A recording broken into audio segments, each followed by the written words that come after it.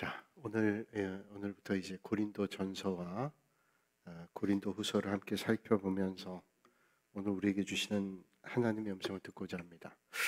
이 고린도 교회, 보통 얘기할 때 이 고린도 교회라고 하는 것은 세상에 있는 모든 교회가 만나는 문제들을 다 가지고 있는 교회가 고린도 교회다, 그렇게 얘기를 합니다.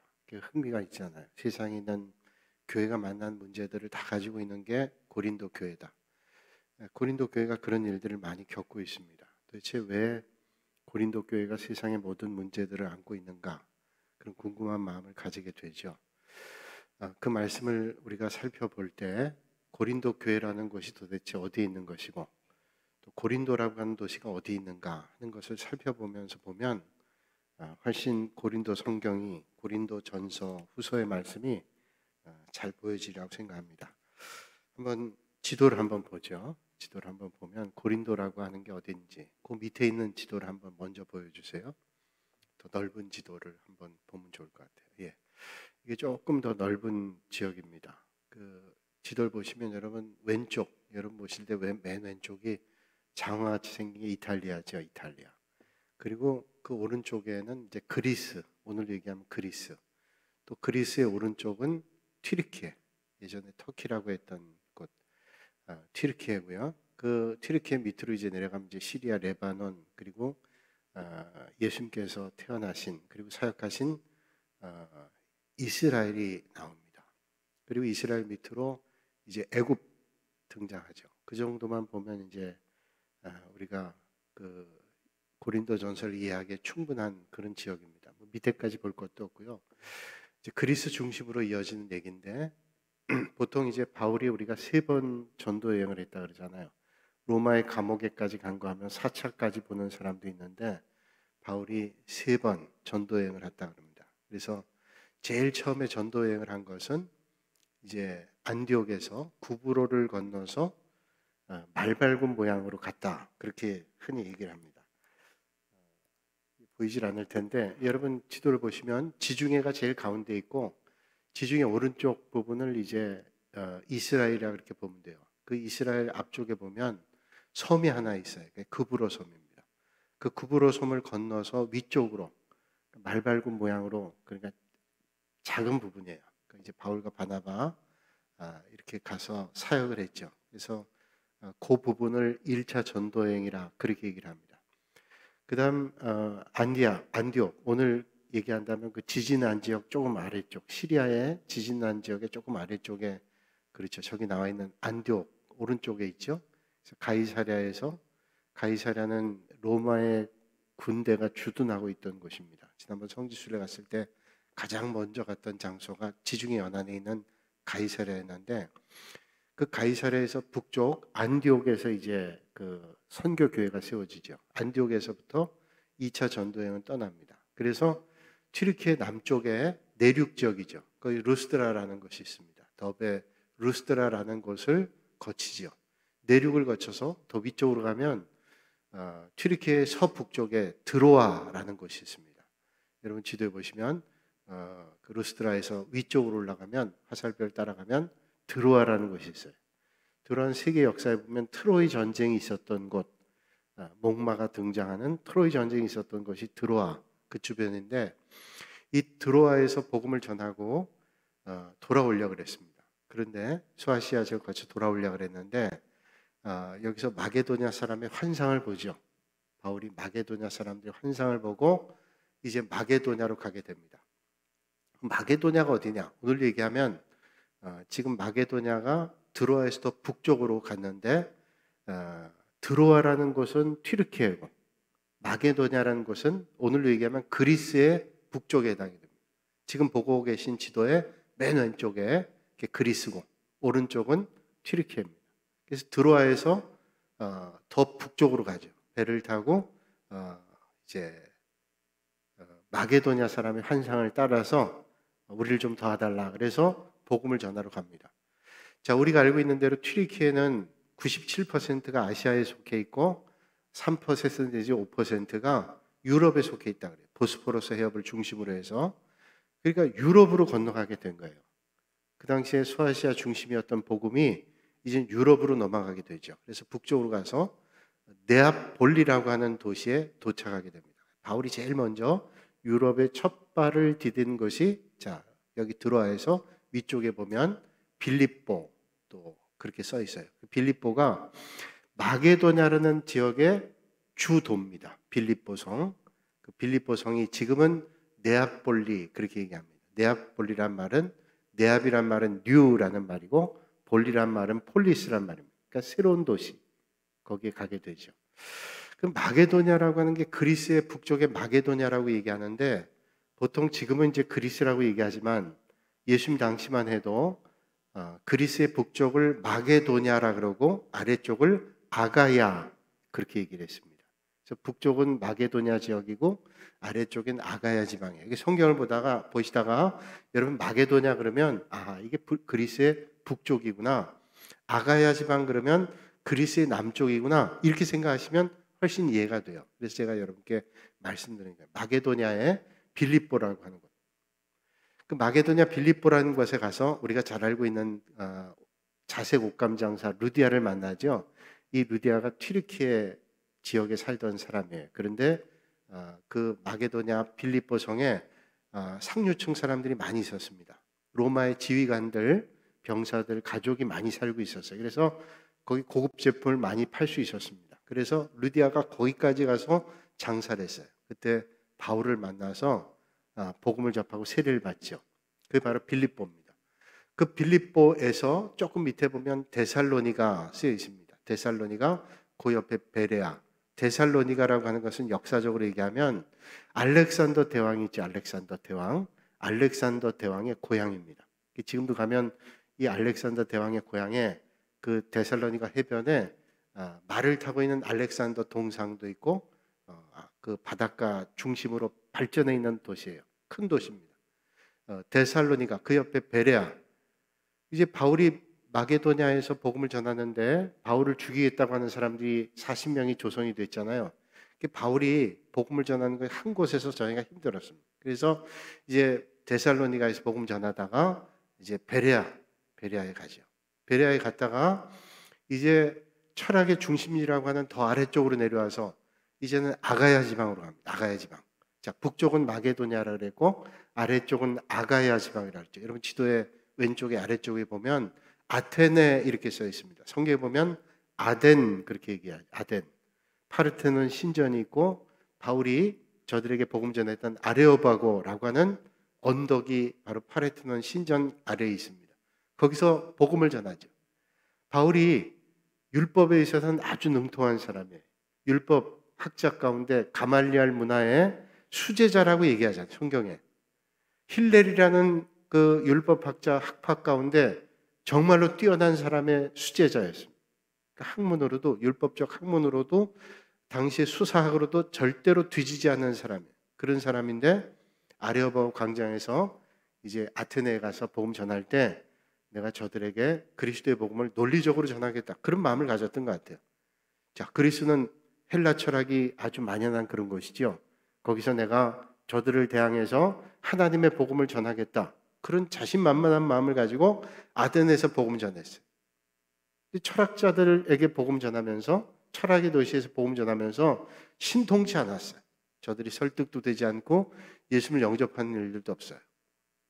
어떤 신학자들은 그건 실패가 아니라 씨를 뿌린 거다. 그것도 동의할 수 있어요. 그러나 글쎄 별로 효과를 못 본 것 같아요. 그래서 이제 아테네에서 그가 심기일전해서 이제 간 곳이 고린도라는 곳입니다. 고린도. 자, 오늘 우리가 만나야 될 곳이 고린도죠. 이 고린도. 지금은 아테네가 그리스의 수도지만 고린도가 아가야 지방의 행정 수도였습니다. 아테네가 훨씬 큰 도시라고 생각했는데 아테네는 여러분 올림픽도 시작했고 거기에 파르테논 신전도 있고 그렇잖아요. 헬라 철학의 아주 본산지고 그런데 사실은 예수님 당시에는 이 고린도가 행정 도시였습니다. 그리고 아테네가 수도가 된 것은 1884년 이후에 수도가 됐어요. 그러니까 고린도라는 도시가 얼마나 큰 도시였다는 것을 우리는 알 수 있죠. 아가야 지방의 행정 수도. 마게도냐는 빌립보였다면 아가야 남쪽 그리스 남쪽 지역의 수도는 바로 고린도였습니다.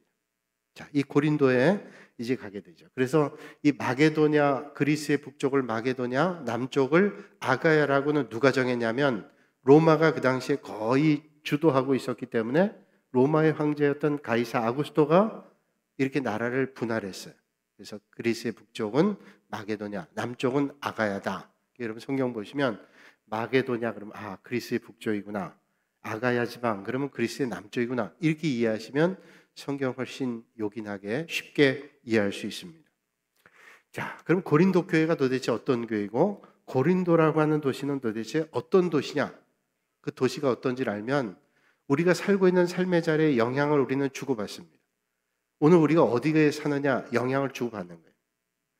저는 목회를 하면서 서울에서도 했고 경기도에서 했고 인천에서도 했고 그리고 지방으로 더 내려가서는 부산에서도 했고 또 우리 군산에 와서 복음 전하잖아요.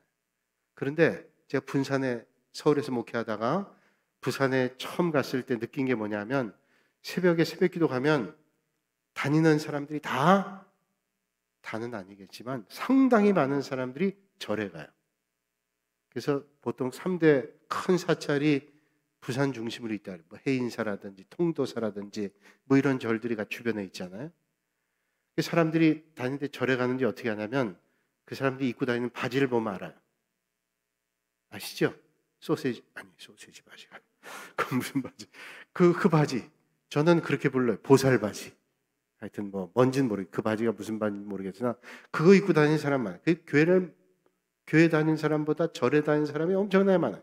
그러니까 부산이라는 도시는 그 불교의 영향이 커요. 불교의 영향이 큽니다.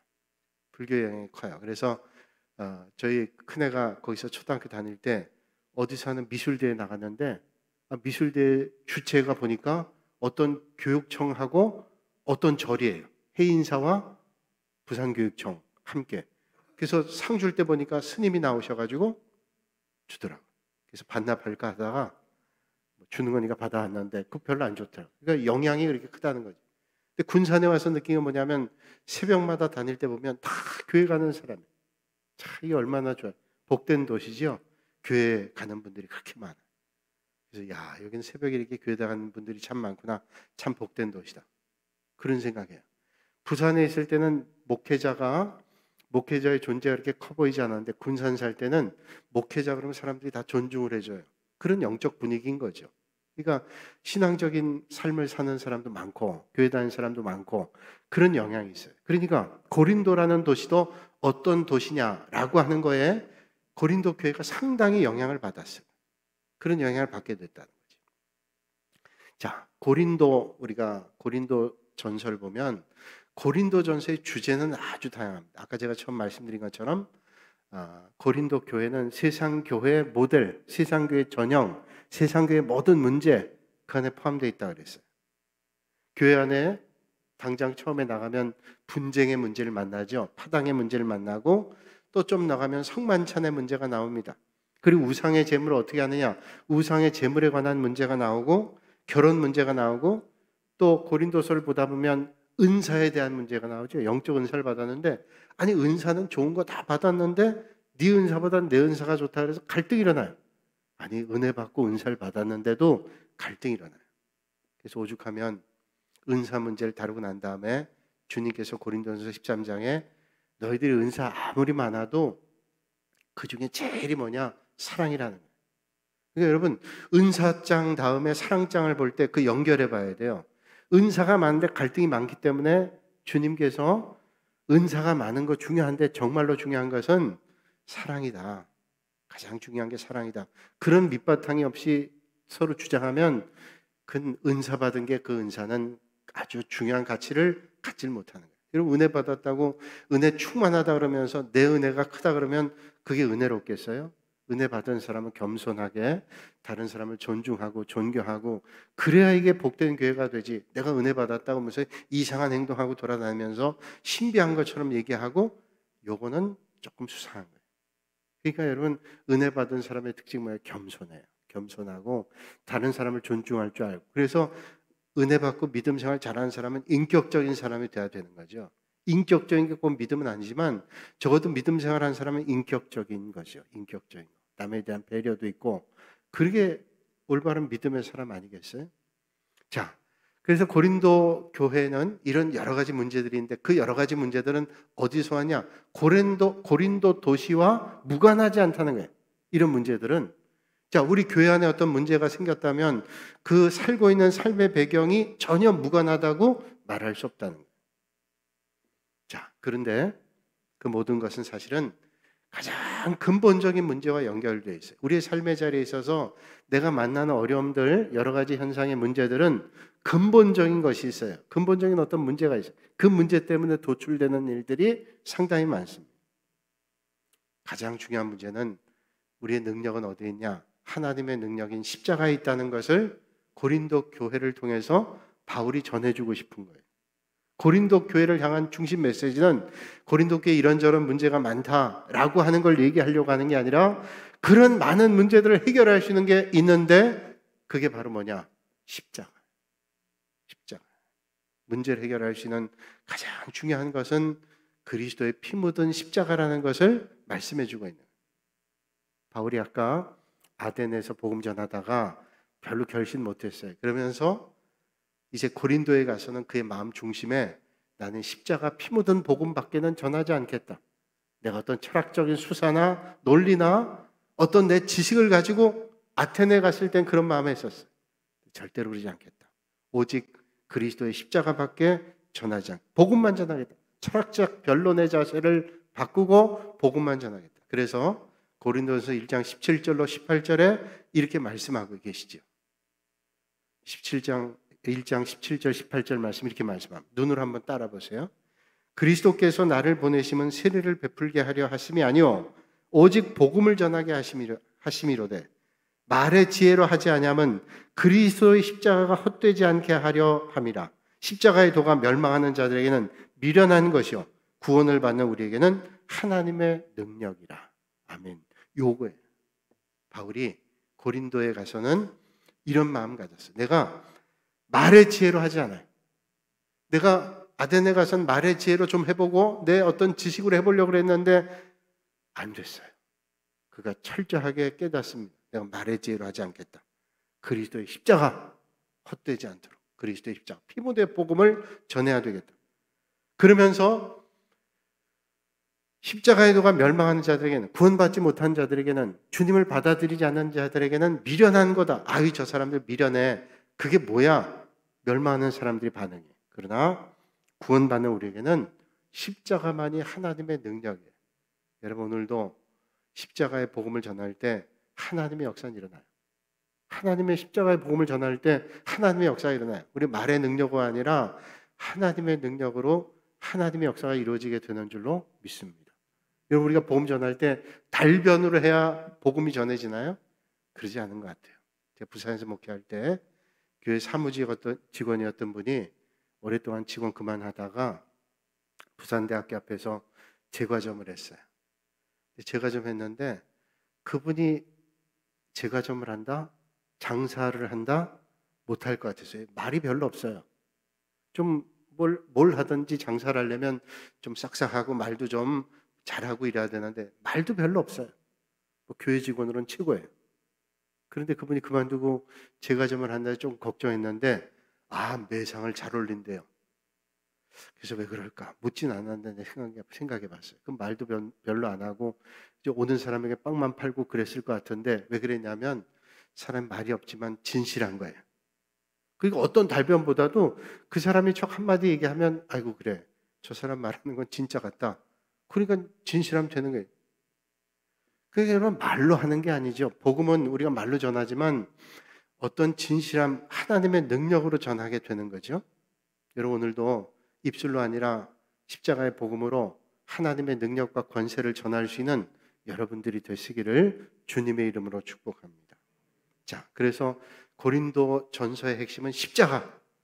고린도 교회에 많은 문제가 있는데 그 문제를 해결할 수 있는 건 뭐냐? 십자가라고 하는 것을 말씀해 주시는 거예요. 자, 이 고린도라고 하는 도시는 언제 세워진 도시인가 하면 주전 8세기에 세워졌습니다. 오래된 도시죠. 그런데 로마가 지배하면서 100년여를 폐허가 됐어요. 고린도가 큰 도시였으니까 로마가 지배하면서 쑥대밭을 만든 거예요. 그래서 100여 년 동안을 폐허 도시였어요. 그러나 주후 44년에 줄리어스 시저라 그러죠. 시저가 이 도시를 재건합니다. 그래가지고 그 도시가 이제 그 아가야 지방의 수도가 됐어요. 행정 수도가 됐어요. 그렇게 큰 도시가 됐습니다. 이 아가야 지방의 행정 도시가 된 것은 뭐 줄리어스 시저가 이 도시를 잘 봤기 때문이 아니라 이 도시가 아주 위치가 지정학적으로 아주 좋아요. 지정학적으로. 그래서 지정학적으로 좋은 이유가 몇 가지가 있는데요. 이 고린도라고 하는 도시가 북쪽의 마게도냐와 아가야 지방을 연결하는 중간 부분이에요. 좀 아래쪽이지만 이게 우리가 흔히 얘기하는 그 펠로폰네소스 반도, 그 그리스 아래쪽에 있는 그 아가야 지방이 사실은 반도예요. 우리가 한반도 그런 것처럼 그 펠로폰네소스라는 반도예요. 근데 고린도라고 하는 곳이 그 반도 연결하는 그 육지가 한 6.3km 정도밖에 되지. 그걸 뚝 자르면 운하가 돼요, 운하. 그러면 배들이 그 운하를 만들어서 지나게 되면 펠로폰네소스 반도를 700km를 돌지 않고 갈 수 있는 거예요. 그러니까 여러분, 저기 어디에 파나마 운하 같은 데 있잖아요. 그러면 거기 뚝 자른데 배가 글로 지나가면 멀리 돌아가질 않잖아요. 그러니까 펠로폰네소스라는 그 반도를 거치지 않고 고린도에 있는 운하를 지나가면 6.3km를 딱 끊으면 그렇게 700km를 돌지 않고 가요. 얼마나 경비가 줄겠어요. 시간도 줄고. 그거를 옛날에 로마의 황제가 알아가지고 거기에 운하를 만들기 시작합니다. 그래서 고린도 운하를 만들기 시작했어요. 근데 로마 황제가 다 만들지 못하고 나중에 오랜 세월이 지난 다음에 언제 만든가 하면 1881년부터 1883년까지 그때 이제 고린도 운하를 만들게 됩니다. 왜냐하면 그게 아주 요긴한 거예요. 왜 요긴한가 하면 자, 남북으로는 육로의 중심지가 되고 동서로는 그게 배가 왔다 갔다 할 수 있는 해로의 중심이 되는 거예요. 그러니까 사람들이 많이 몰려들지 않겠어요? 그래서 운하를 만들었어요. 운하를. 그게 6.3km인데 그러니까 이 고린도 운하를 한번 가보고 싶잖아요. 가보기 전에 그림으로 한번 보죠. 고린도 운하 한번 보여주세요. 이게 고린도 운하. 폭은 좁아요. 근데 저게 6.3km인데 그 고린도라는 도시에게 관통하고 있는데 저기로 배가 이렇게 지나가면 펠로폰네소스 반도를 700km를 돌지 않고 가는 거예요. 그럼 저게 우리가 볼 때는 폭이 얼마 되는지 뭐 넓진 않아요. 한 저기서 끝에서부터 여기까지 끝까지 보다 좀 더 될 것 같은데 그럼 배가 하나 좀 지나가 봐야 되니까 한번 올라가 봐 주세요. 배를 몇 개 띄우세요. 배를 띄웠어요. 지금 배를 띄우니까 여러 대가 가잖아요. 여러 대 가는데 저 배들이 저렇게 지나가는 거예요. 조금 큰 배도 한번 띄워봐 주세요. 요 배. 요런 배도 가는 거예요. 그러니까 그렇게 넓지 않은 폭인데도 웬만한 배가 다 가는 거예요. 수심도 깊기 때문에 수심이 낮으면 또 못 가잖아요. 수심도 이 바다 깊이니까 그걸 뚫어가지고 근데 이제 로마의 황제가 하려고 하는데 이게 뭐 여러 가지 역학관계 때문에 안 되고 1881년부터 1883년에 이걸 완공해가지고 6.3km밖에 되지 않으니까 그리고 로마의 황제가 또 뚫다가 못한 거예요. 그거 조금 이어서 해가지고 그러니까 고린도는 이런 도시예요. 그러니까 여기 지정학적 요소 때문에 남북의 중심지, 동서의 중심지 이렇게 됐기 때문에 사람들이 당연히 많이 모이겠죠. 동서양이 만나기도 하고 많은 사람들이 오고 그러니까 당연히 그 당시에 외국 사람들이 많았을 거예요. 외국 사람들이 많고 항구 도시였기 때문에 주변에 항구가 있었는데 우리가 잘 알고 있는 대로 바울이 나시린 사역을 하기 위해서 머리를 잘랐던 곳이 겐그레아인데 겐그레아 항구가 있습니다. 고린도에서 동쪽으로 한 10km 정도 가면 그 겐그레 항구가 있어요. 거기서 이제 바울이 배를 타고 내려오는데 2차 전도 여행 때 이렇게 쭉 갔다가 오는 길이 이제 겐그레 항구에서 에베소를 거쳐서 이제 수를 그 바닷길을 통해서 이제 가이사랴에서 안디옥으로 돌아오게 되는데요. 그러니까 자, 남북과 동서가 연결된 곳이니까 사람들이 많이 모이고 거기 뭐 고기 잡는 사람도 무역하는 사람도 그다음에 뭐 구경 온 사람도 뭐 사람들이 많이 몰려오게 되니까 당연히 상업이 발전하겠죠. 상업이 발전하고 무역이 발전하고 많은 인종 사람들이 나오고 각국에 있는 사람들이 모이고, 그럼 생각해 보세요. 자, 돈이 많이 모이겠죠? 돈이 많이 모이면 환락 문화가 활성화될 것이고, 세계 각국의 사람들이 모이니까 종교도 다양해질 거예요. 각자 자기들이 섬기는 신들을 갖다 놓고 거기서 이제 지내다 보면 신전도 만들고 우상도 만들고. 자, 그럼 우리가 짐작해 보죠. 자, 돈도 모이죠. 사람도 모이죠. 세계 각국 사람들이 모이죠. 저들이 섬기는 종교들이 오죠. 그러니까 모든 것이 모이는 거예요. 좋게 얘기하면 세상의 영광이 가득한 곳입니다. 세상의 물질, 뭐 거기 여러 문화들, 종교들, 뭐 신전들, 우상 숭배들, 세상의 영광이 거기 가득 차 있어요. 뭐 돈 많은 사람 다 모였을 거예요, 거기에. 돈 많은 사람도 있고, 또 거기 장사하는 사람, 무역하는 사람도 모여서, 뿐만 아니라 문화가 개방적 문화죠. 여러분, 그렇게 문물이 많이 들어오면 개방이 되니까 문화도 개방됩니다. 그러니까 개방이 돼가지고 문화도 개방이 되고 종교도 다원화되고, 자, 뿐만 아니라 헬라 문화의 본산지이기 때문에 수사학과 철학도 발전, 학자도 많아요. 그야말로 세상 영광이 다 거기에 가득했던 것이 고린도라는 도시였다는 거예요. 거기에서 바울이 1년 6개월 동안 머물면서 고린도 교회를 세우게 됩니다. 세상 영광이 가득한, 돈은 다 모이고 문화도 다 모이고 종교도 여러 가지 모이고 여러 가지, 또 항구에 여러 가지 문화들 있잖아요. 타락한 문화들도 모이고, 그런 곳에 고린도 교회를 1년 6개월 동안 모이면서 거기서 있으면서 바울이 교회를 개척했어요. 자, 그러면 그렇게 물질도 풍요하고 세상 영광만 가득하냐? 참 아이러니하게도요, 로마에 살던 사람 가운데 황제에게 미움받아 추방받은 사람들이 모였던 곳이 또 고린도이기도 해요. 그래서 고린도에는 좋은 믿음의 동역자가 있었는데 성경을 보니까 브리스길라와 아골라 같은 사람, 또 좋은 목회자였던 아볼로 같은 사람, 이게 하나님의 은혜예요. 그 모든 것이 세상 영광에 취해 있는데도 거기에 피치 못해 추방당한 사람들이 머물렀던 브리스길라, 아볼로 같은 그런 사람들이 바울을 도와서 동역을 했어요. 생각해 보면 앞뒤가 꽉 막히고 모든 게 어려운 상황에도 하나님께서는 은혜의 길을 열어놔요. 여러분, 힘겨운 자리에도 하나님의 은혜를 구하고 하나님을 바라보면 하나님이 그런 곳에 역사하는 거예요. 야, 어떻게 이렇게 브리스길라, 아굴라 같은 좋은 믿음의 동역자가, 아볼로 같은 그런 목회자가 거기 있었을까? 자, 그런데 이제 바울이 고린도에만 있을 수 없잖아요. 떠났는데 에베소에 갔는데, 에베소는 이제 우리가 알고 있는 대로 튀르키예 남쪽, 서쪽입니다. 남서쪽. 아까 드로아의 아래쪽이에요. 에베소라는 곳에, 그것도 항구 도시였습니다. 많이 매립해서 내륙 쪽으로 갔지만 에베소라는 항구 도시에 머물고 있었는데 들려오는 소식이 고린도께 문제가 생겼다는 거예요. 보통 문제가 아니라 뭐 파당이 생기고 뭐 여러 가지 갈등의 문제가 생긴 거예요. 그래서 보낸 편지죠. 어떻게 할까? 이 문제를 어떻게 해결할까? 가곤 싶으나 가기도 여의치 않고, 그래서 보냈던 편지가 고린도 전서예요. 근데 고린도 전서만 있는 게 아니라 전서가 있다는 말은 후서가 있다는 말이고, 그렇다면 한 번 갖고 안 됐다는 거죠. 신학자들은 말하기를 전서와 후서 사이에 또 하나 편지가 있다고 발견하지 못했는데, 그 말은 고린도교의 문제를 해결하기 위해서 바울은 애정을 가지고 몇 번 편지를 보냈다는 거예요. 그 문제를 좀 해결하기 위해서 하나님 앞에 기도하는 가운데 애절한 마음으로, 안타까운 마음으로 편지를 보냈죠. 그래요. 교회는 주님을 예배하고 하나님께 예배드리는 교회지만 세상에 문제가 들어옵니다. 왜냐하면 교회에 나와 있는 사람들이 완전하지 않기 때문에, 온전하지도 않기 때문에.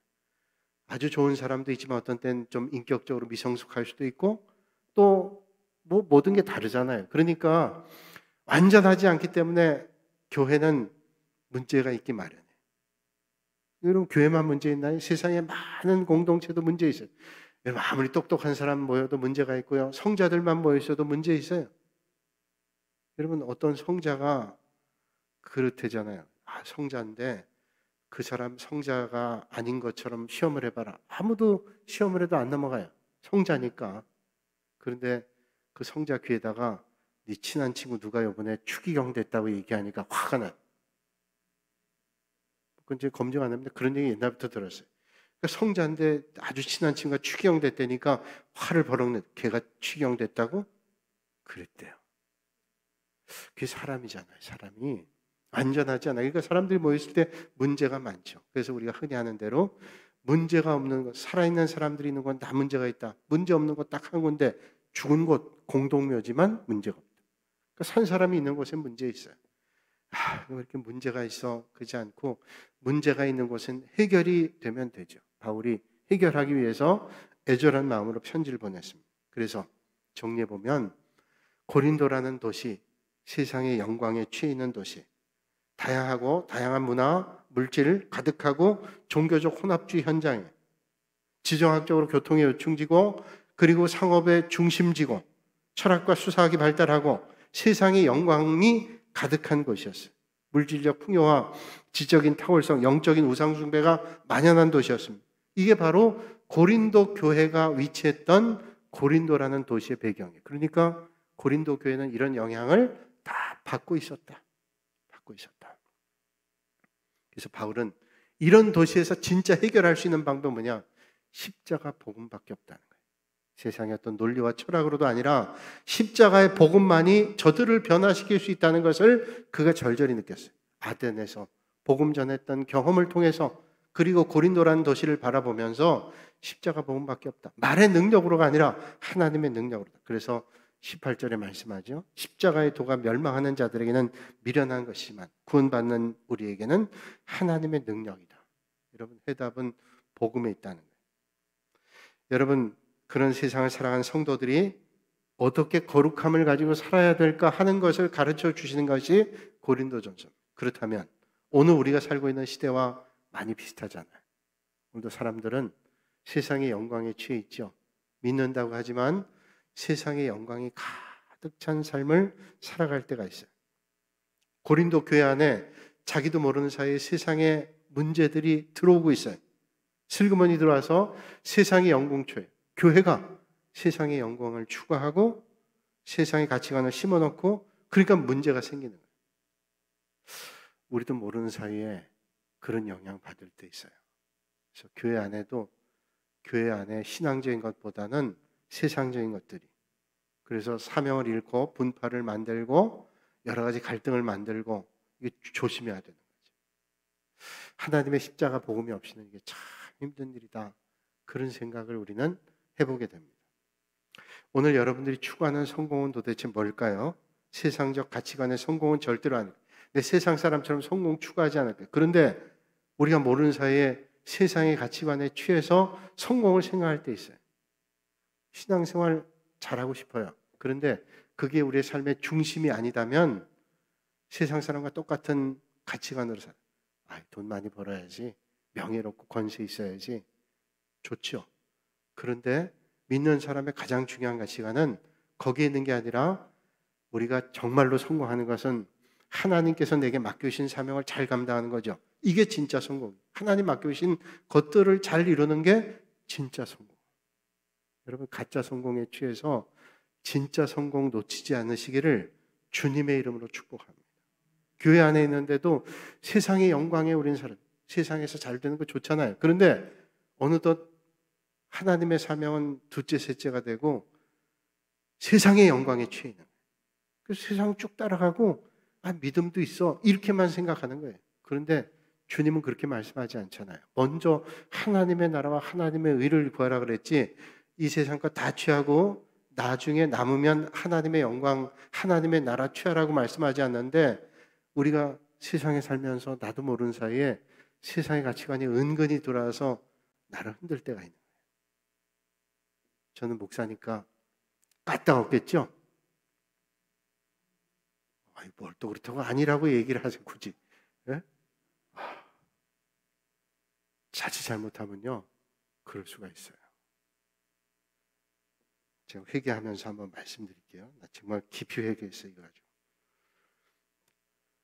제 딸내미가 결혼한다 그래서 목회자를 만났잖아요. 근데 제가 썩 좋지 않더라고요. 아니, 목사님을 만나면 좋은 거 아니에요? 근데 걱정이 앞서더라고요.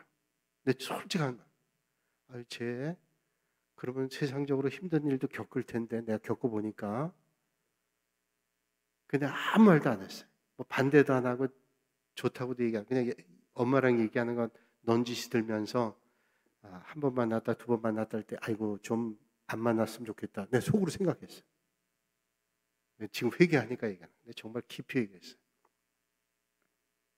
그러면서 제가 주마등처럼 스친 일이 제 친구가 목사 아들인데 언젠가 얘기한 대로 자기 아버지 목회할 때 밤에 사택에 어떤 집사님이 찾아와가지고 밤 늦게까지 얘기하더래요. 아빠는 새벽기도 가야 되는데 아버지는 새벽기도 가야 되는데 새벽 한두 시까지 자기는 새벽기도 안 나가서 그런지 모르겠어요. 한두 시까지 와서 얘기하는데 아버지는 얘기했으면 좋겠는데 한마디를 얘기 안 하고 다 듣더래요. 보니까 좋은 얘기 아니에요. 그래서 그냥 목사님 이거 불만 저거 불만 다 얘기하고 와서는 가는데 그 한두 번 본 게 아니래요. 근데 내가 그랬어요. 야, 너 그거 보고 목사 되냐? 그 아버지가 그렇게 당하는 걸 보면서 목사가 됐대요. 그래서 야, 난 네가 더 훌륭하다. 친구한테 그랬어요. 그 큰형은 장로님 됐는데 자기는 목사가 돼요. 난 정말 네가 훌륭하다. 그러니까 그런 걸 보면서 야, 목사 돼서 세상의 영광은 이제 하나도 없구나 이런 생각하고도 내 후회는 했는데 그러나 기도하면서 가만히 생각하니까 그게 너무 복된 일인데 하나님의 영광 위해서 내 온 것을 다 들여서 하나님의 일을 하겠다는 게 너무 복된 일인데 내가 너무 세상적 생각한 거예요. 야, 이제 세상 영광 하나도 없겠다. 힘들 수도 있는데 이런 것 때문에 내가 별로 탐탁지 않은 거예요. 생각해보니까 아니에요. 내가 너무 이 바꿔 생각하면 하나님 나라에 얼마나 영광인데 그래서 그때부터 생각 바꿔먹고 너무 감사하구나. 지금은 너무 감사해요. 내가 얘기하고 좀 부끄럽네요. 근데 내가 솔직한 얘기를 진짜 얘기하고 싶었어요. 저도 모르는 사이에 그렇게 세상 영광에 뭐 아니라 그러면서도 만약에 의사를 만났다 그러면 내가 좋아했을 거 아니에요? 똑같은 거예요, 이거. 근데 부끄러워요. 의사도 예수님 잘 믿는 사람이 있겠지만 아니 목회자 얼마나 영광된 일이에요. 말씀 전해서 많은 분들이 주님을 만난다는 복된 일인데 목사인 내가 그 생각을 했다는 게 너무 부끄럽고 미안하고 부끄러워. 예, 고맙습니다. 괜찮다 그러니 얼마나 감사한지. 네, 그래서 그 이후는 내 마음 고쳐먹고 더 기도하고 하나님께서 나 은퇴하더라도 끝까지 기도하라고 그렇게 말씀하시나 보다. 그런 생각을 제가 생각했어요. 여러분, 오늘 우리는 이런 시대에 어떤 삶을 자세를 가지고 살아야 될까요? 그리스도인 이런 시대에 날마다 하나님의 말씀으로 우리의 삶의 자리를 바라보는 자기 점검을 해야 돼요. 하나님의 말씀으로 내 삶의 자리를 점검해야 돼요. 그러면 우린 잘 살 수 있어요. 안 그러면 나도 모르는 사이에 세상의 풍조에 따라갈 가능성이 상당히 높아요. 안 그런 척하면서도 저처럼 그럴 수 있다. 하버드 대학의 교수였던 피터림 소로킨이라는 사람은 이런 얘기를 했어요. 그거를 날마다 자기를 돌아보는 것을 자각함의 은혜라고. 자각함. 이분이 자각하는 게 은혜라는 거예요. 야, 참 훌륭한 얘기를 했어요. 하버드 대학에 은퇴한 분인데 자각함의 은혜. 그러면서 그분이 문화를 세 단계를 얘기하는데 첫 번째는 이성의 시대, 이상주의 시대. 이성의 시대가 아니라 이상주의 문화. 첫 번째가 이상주의. 그러니까 옛날에 이상주의 문화 시대는 영적인 생각을 많이 가진 거예요. 이 세상보다 영원한 것에 대한 가치관이 컸어요. 그런데 그 다음 관념주의 문화가 들어왔어요. 관념주의 문화는 영적인 것, 이상적인 걸 추구하지만 세상적인 것에 조금 더 많이 갔어요. 그런데 이제는 감각주의의 시대가 됐대요. 완전히 세상으로 가는 거예요. 내가 좋으면 감각적인 시대가 된 거예요. 그런데 감각주의 시대로 다 가버리면 망한대요. 감각주의 시대로 가버리면 망한대요. 이상은 없어요. 관념도 없어요. 그냥 감각이 이끄는 대로 가는 거예요. 내가 좋으면 내가 만족이면 그럼 망하는 길로 간대요. 그런데 망하는 길을 가지 않도록 하는 시건장치가 하나 있는데 그게 뭐냐? 자각의 은혜를 받으면 돼요. 그 공동체 얼마나 자각하는 사람, 하나님의 말씀으로 하나님의 은혜로 세상 사람 말하면 자기를 돌아보는 그 자각의 은혜가 있으면 그거를 돌이킬 수 있대요. 날마다 우리는 하나님의 말씀으로 세상을 본받지 않고 날마다 하나님의 말씀으로 나를 돌아보면 그 자각의 은혜가 망하지 않는 길로 우리를 바꿀 수 있대요. 자각의 은혜. 그러면서 한 예를 듭니다. 로마가요, 1000년 동안 그 문화를 유지할 수 있었던 것은 로마는 얼마나 망할 게 많아요. 목욕탕 만들고 1년에 쉬는 날이 얼마나 많고 세속적 문화가 팽배하고. 그런데 왜 그들이 1000년 동안 문화가 유지됐는가 하면 그 가운데 자각의 은혜를 가지고 있는 사람들 때문에 망하지 않았대요. 1000년 동안은 유지됐대요. 자각의 은혜가 있는 사람 때문에. 그게 누구냐? 크리스찬 때문이라. 그러면서 예를 드는데 로마의 청년들이 그 폐역한 세대에 살면서도 자기 안에는 그렇지 않은 사람들을 원했어요. 그 세상을 보니까 다 망하는 길로 가는 여자들만 있는데 망하지 않는 길로 가는 사람들, 로마의 청년들이 보니까 누구냐? 크리스찬 여성들이에요. 크리스찬 여성은 달라요. 그래서 저들이 배우자 가장 최고로 생각하는 게 크리스찬 여자들이었어요. 그 크리스찬 여자들을 그들의 아내로 삼은 거예요. 이제 고린도서를 배우다 보면 나오지만 고린도 교회 교인들이 여자들은 머리에 그 베일을 썼어요. 수건을. 왜냐하면 고린도 도시의 여자들이 다 그런 여자인 줄 알고 사람들이 찝적대니까 우리는 그런 사람 아니에요. 우리는 신앙인이에요. 수건 썼어요. 그 전통이 남아서 로만 카톨릭 교회는 수건 쓰고 예배돼요. 우리는 하나님 앞에 거룩한 사람들이다. 여러분, 자각의 은혜를 가지고 있으면 하나님의 은혜로 세상을 바꿀 수 있는 거예요. 오늘 이 시대에 하나님께서 그런 사람 찾고 계십니다. 그 자리에 저와 여러분들이 서실 수 있기를 주님의 이름으로 축복합니다. 거룩하신 아버지 하나님, 오늘도 이 시간 저희들이 은혜 주셔서 또 예배자로 불러주시니 감사합니다. 주님 영광 받으시고 저희들이 주의 뜻 가운데 날마다 서게 하시며 때마다 자각의 은혜로 하나님의 말씀으로 세상을 변화시킬 수 있는 능력의 사람 되게 하여 주시옵소서. 예수님의 이름으로 기도하옵나이다. 아멘.